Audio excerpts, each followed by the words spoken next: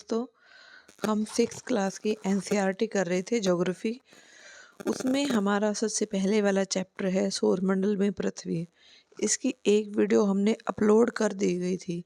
हमारी सबसे अच्छी चीज़ क्या है कि हम जो है आपको लेसन्स के वन लाइनर करा रही हूँ मैं, बिल्कुल लेसन के अंदर से, जैसे कि हम हैंड से नोट्स बनाते हैं। आप इसको बिल्कुल हैंड्स नोट्स मान सकते हैं, आप इसकी पीडीएफ निकाल सकते हैं या फिर अपनी कॉपी में इसको नोट डाउन भी कर सकते हैं।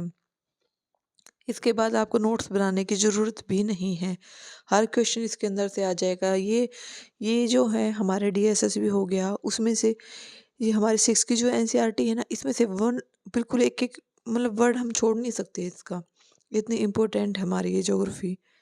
और इसमें एक एक क्वेश्चन ऐसे उठा लिया जाता है सीधा लाइन टू लाइन, तो इसलिए हम इसको बिल्कुल लाइन टू लाइन ही कर रहे हैं। और मैं आपको हैंड नोट्स की तरह इसको बना के पढ़ा रही हूँ पीडीएफ को, ताकि पूरे लेसन्स की बजाय जो इम्पोर्टेंट फैक्ट है मैं उनको आपको करा रही हूँ। ठीक है, तो हम शुरू करते हैं। सबसे पहले इसकी पहले वाली एक वीडियो हमारी हो ही गई थी, उससे आगे हम आज कंटिन्यू करेंगे। जीवन के लिए अनुकूल परिस्थितियां पृथ्वी पर ही पाई जाती हैं। क्यों पाई जाती हैं? क्योंकि पृथ्वी न तो अधिक गर्म है और न ही अधिक ठंडी। यहाँ पर और क्या कारण है? यहाँ पर पानी है, वायु उपस्थित है और ऑक्सीजन मौजूद है। तो ये कह रहा है कि हमारे जो पृथ्वी है, सिर्फ उस पर ही जो जीवन, पृथ्वी पर जीवन की परिस्थितियां हैं। तो क्या कारण है कि वहाँ अनुकूल परिस्थितियां हैं? क्योंकि वो ना तो अधिक गर्म है ना अधिक ठंडी। हम ज़्यादा गर्म पे भी नहीं रह सकते, ना हम ज़्यादा ठंडे पे रह सकते। ठीक है, तो ये क्या है, ना अधिक गर्म है ना ये ठंडी है। और हमारे जीने के लिए क्या क्या चाहिए? वायु, पानी और ऑक्सीजन, ये सारी चीज़ें इसमें मौजूद है। हमें पानी भी चाहिए, हमें वायु भी चाहिए, तो इसमें दोनों चीज़ें हैं। ऑक्सीजन चाहिए, वो ऑक्सीजन भी है वहाँ पर। हम जो पृथ्वी है उसको क्या माना गया है? पृथ्वी को सौरमंडल का सबसे अद्भुत ग्रह माना गया है। इसकी जो भी विशेषता है वो तो आपने देख ही ली क्या क्या है यहाँ पर, इसलिए इसको क्या माना गया है? अद्भुत ग्रह। तो हमारे सौरमंडल का अद्भुत ग्रह कौन सा है? पृथ्वी है। अब इसके बताएंगे। पृथ्वी नीले रंग की दिखाई पड़ती है। ठीक है, इसका रंग कैसा है? इसका रंग नीला है। और जो पृथ्वी है उसका एक उपग्रह है। पृथ्वी का एक उपग्रह, उसका क्या नाम है? चंद्रमा है। पृथ्वी का उपग्रह है चंद्रमा। नेक्स्ट, चंद्रमा का व्यास पृथ्वी के व्यास का 1/4 है। ठीक है, चंद्रमा का व्यास पृथ्वी के व्यास का 1/4 है। ओके, यह अन्य खगोलीय पिंड की अपेक्षा नज़दीक है, इसलिए बड़ा दिखाई देता है। ये हमारे क्वेश्चन पूछा भी गया है कि जो चंद्रमा है वो बड़ा क्यों दिखाई देता है? क्योंकि अन्य जो खगोलीय पिंड है उनकी अपेक्षा क्या है? ये बहुत ही पास है। यह हमसे 3,84,000 किलोमीटर जो है दूर है। कितना दूर है ये हमसे? 3,84,000 किलोमीटर। डायरेक्ट क्वेश्चन पूछा गया है, पूछा जाता है, तो आप इसको याद कर लिए, वो फैक्ट जो पूछे जाते हैं। ठीक है, नेक्स्ट चलते हैं। प्रकाश की गति कितनी है? प्रकाश की गति 3 लाख किलोमीटर प्रति सेकंड है। ओके, 3 लाख किलोमीटर प्रति सेकंड है।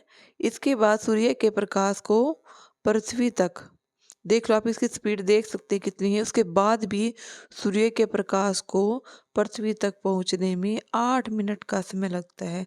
डायरेक्ट क्वेश्चन याद करें, फैक्ट है कि सूर्य के प्रकाश को पृथ्वी तक पहुंचने में कितने मिनट का समय लगता है? सूर्य के प्रकाश को पृथ्वी तक पहुंचने में 8 मिनट का समय लगता है। नेक्स्ट चलते हैं। नील आर्मस्ट्रांग जो पहले व्यक्ति थे जिन्होंने 29 जुलाई 1969 को सबसे पहले चंद्रमा की सतह पर कदम रखा। डायरेक्ट क्वेश्चन है ये भी कि कौन था जो सबसे पहले जिसने चंद्रमा की सतह पर कदम रखा और कब रखा? सबसे पहला व्यक्ति कौन था? नील आर्मस्ट्रांग था। और ईयर कौन सा है? 29 जुलाई 1969। ओके, अब ये क्वेश्चन पूछते कि उपग्रह होते क्या है? उपग्रह किन्हें कहते हैं? क्या होते हैं उपग्रह? एक खगोलीय पिंड जो ग्रह के चारों ओर उसी प्रकार चक्कर लगाते हैं।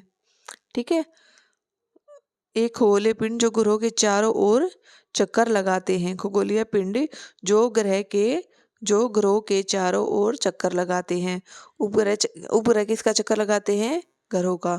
ये थोड़ी सी इसमें लाइन आप चेक कर सकते हैं। जो खगोलीय पिंड क्या होते हैं, जो ग्रहों के चारों ओर चक्कर लगाते हैं। उपग्रह किसका चक्कर लगाते हैं, ग्रहों का। और जो ग्रह है वो किसका चक्कर लगाते हैं, सूर्य का। आप ये याद रखें, जैसे ग्रह में जैसे हमारी पृथ्वी है किसका चक्कर लगाती है, सूर्य। ग्रह कौन है, इसी तौर पे हम एग्जाम्पल ले सकते हैं, जैसे पृथ्वी। पृथ्वी किसका चक्कर लगाती है, सूर्य का। और उपग्रह किसका चक्कर लगाते हैं, ग्रहों का। उपग्रह जैसे कि चंद्रमा, ठीक है, चंद्रमा किसका चक्कर लगाता है, ग्रह का। ग्रह में क्या मानेंगे, पृथ्वी। जैसे चंद्रमा है किसका चक्कर लगाता है, पृथ्वी का। हमारे भारतीय उपग्रह कौन कौन से हैं, इनसैट, IRS और एडुसैट। ये 3 हमारे उपग्रह हैं भारतीय। कौन कौन से हैं, इनसैट, IRS और एडुसैट। ये हमारे 3 उपग्रह हैं। चंद्रमा पृथ्वी का चक्कर 27 दिन में पूरा करता है। डायरेक्ट क्वेश्चन ये भी करे, कितने दिन में पूरा करता है जो चंद्रमा है। चंद्रमा उपग्रह है और पृथ्वी क्या है, ग्रह है। तो उपग्रह किसका चक्कर लगाते हैं, ग्रहों का। तो जो चंद्रमा उपग्रह है वो पृथ्वी ग्रह का चक्कर कितने दिन में पूरा करता है, 27 दिन में पूरा करता है। इतने ही समय में यह अपने अक्ष पर भी एक चक्कर भी पूरा करता है। इतने ही समय में यह अपने अक्ष पर एक चक्कर भी पूरा करता है। पृथ्वी से हमें चंद्रमा का एक ही भाग दिखाई देता है। आगे है, चंद्रमा की परिस्थितियां जीवन के लिए अनुकूल नहीं है। पीछे हमने पढ़ा था किसकी परिस्थितियां थी जो अनुकूल थी, किसकी थी, अनुकूल किसकी थी, पृथ्वी की। और किसकी नहीं है, किसकी नहीं है, चंद्रमा की उपस्थित नहीं है। क्यों नहीं है, वहाँ तो कारण बता रखा था कि उपस्थित है तो क्यों है पृथ्वी पे, क्योंकि वहाँ पर पानी है, वायु है और ऑक्सीजन जो भी था सारी चीज़ें थी। लेकिन यहाँ नहीं है तो क्यों नहीं है, सतह पर मैदान, पर्वत, गड्ढे हैं जो चंद्रमा की सतह पर छाया बनाते हैं। क्षुद्र ग्रह क्या होते हैं, क्षुद्र ग्रह तारों, ग्रहों, उपग्रह, असंख्य पिंड भी सूर्य के चारों ओर चक्कर लगाते हैं। क्षुद्र ग्रह क्या होते हैं, तारों, ग्रहों, उपग्रह, असंख्य छोटे पिंड सूर्य की ओर चक्कर लगाते हैं। क्षुद्र ग्रह कहाँ पाए जाते हैं, नेक्स्ट हमारा है क्षुद्र ग्रह कहाँ पाए जाते हैं। हमारा आंसर रहेगा मंगल और बृहस्पति की कक्षाओं के बीच में। कहाँ पाए जाते हैं क्षुद्र ग्रह, मंगल और बृहस्पति की कक्षाओं के बीच में। क्षुद्र क्षुद्र ग्रह क्या होती है, यह ग्रह के ही भाग है। क्षुद्र ग्रह ये ग्रहों के ही भाग हैं, विस्फोट के बाद ग्रहों से अलग हो गए। क्षुद्र ग्रह जो हैं ये ग्रहों के ही पार्ट हैं, ये ग्रहों के ही भाग होते हैं और ये विस्फोट के बाद ग्रहों से अलग हो गए हैं। और क्षुद्र ग्रह कहाँ पाए जाते हैं, मंगल और बृहस्पति की कक्षाओं के बीच में। आगे हमें उल्का पिंड किसे कहते हैं, सूर्य के चारों ओर चक्कर लगाने वाले पत्थर के छोटे टुकड़ों को उल्का पिंड कहते हैं। मेरे साथ में बोलेंगे, किसके चारों ओर चक्कर लगाते हैं, किसके चारों ओर, सूर्य के चारों ओर क्या लगाते हैं, चक्कर लगाते हैं। सूर्य के चारों ओर चक्कर लगाने वाले पत्थर के छोटे पिंडों को उल्का पिंड कहते हैं। लाखों तारों का समूह क्या कहलाता है, आकाश गंगा कहलाता है। लाखों तारों का समूह क्या कहलाता है, आकाश गंगा कहलाता है। हमारा सौरमंडल भी आकाश गंगा का ही भाग है। हमारा सौरमंडल किसका भाग है, आकाश गंगा का। आकाश गंगा क्या है, लाखों तारों का समूह। इसको आप याद करें कि आकाश गंगा किसे कहते हैं, लाखों तारों के समूह। और इन तारों में ही क्या है, हमारा सौरमंडल भी आकाश गंगा का ही भाग है। लाखों आकाशगंगाएं मिलकर ब्रह्मांड का निर्माण करती हैं। आकाशगंगा में क्या थे, बहुत सारे तारे थे, ठीक है। और इसी प्रकार बहुत सारी जो आकाशगंगाएं वो मिलकर किसका निर्माण करेंगे, ब्रह्मांड का। तो ब्रह्मांड का निर्माण कैसे हुआ, बहुत सारी लाखों आकाशगंगाओं से ब्रह्मांड का निर्माण हुआ है। खगोलीय पिंड और उनकी गति के संबंध में अध्ययन करने वाले, खगोलीय पिंडों और उनकी गति के संबंध में अध्ययन करने वालों को खगोल शास्त्री कहते हैं। आर्यभट्ट प्राचीन भारत के पहले खगोल शास्त्री थे। भारत के पहले खगोल शास्त्री कौन थे, आर्यभट्ट थे। ज्योग्राफी शब्द, अब आगे हमारा ज्योग्राफी शब्द अंग्रेजी शब्द है और ये ग्रीक भाषा से लिया गया है। तो ज्योग्राफी शब्द है कौन सी भाषा का है? अंग्रेजी शब्द है। ज्योग्राफी जो है ये कैसा शब्द है? अंग्रेजी शब्द। और लिया कहाँ से गया है? ग्रीक भाषा से लिया गया है।